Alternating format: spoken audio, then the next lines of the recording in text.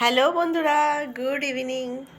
সবাই কেমন আছো? আশা করি সবাই ভালো আছো, আমিও ভালো আছি। অনেক দিন পর আবার চলে এলাম ভিডিও করতে, অল্প স্বল্প। তোমরা নিশ্চয়ই বলবে যে দিদিকে এরকম লাগে সবসময় একটা কিছু ক্যাজুয়াল থাকে, আজকে একটু কেন সাজুগুজু করেছি। এটার রিজনটা এর কিছু না। এটার রিজনটা হচ্ছে অ্যাকচুয়ালি আমি সালনে, যেহেতু আমার অ্যাড চলছে ক্লাসের, তো অ্যাডে দেখা যাচ্ছে কি আমাকে, এইদিকে লাইটগুলো এবার ঠিক আছে মনে হয়।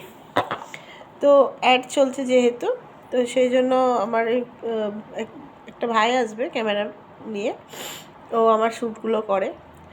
তো ওকে দিয়ে আমি একটু স্যালনটা একটু শ্যুট করাবো, আর সাথে আমিও একটু সেজে নিলাম যে এই ফাঁকে আমিও 2-4টে ছবি তুলে নেব।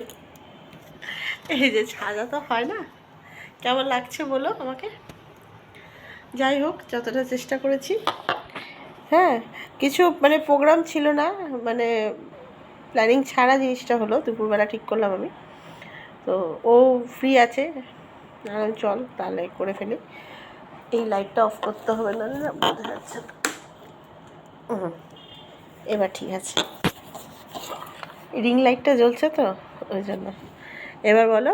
হ্যাঁ, তো এই হলো ঘটনা। তো তো আমি একটুখানি সেলফ মেকআপ করে নিলাম। আমার মেকআপটা কেমন হয়েছে একটু জানিও সবাই।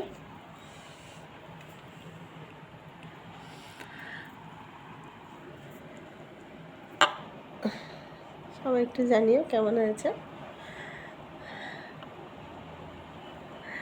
আর এই শাড়িটা পরেছি শিফনের, ঠিক আছে, এই শাড়িটা পরেছি।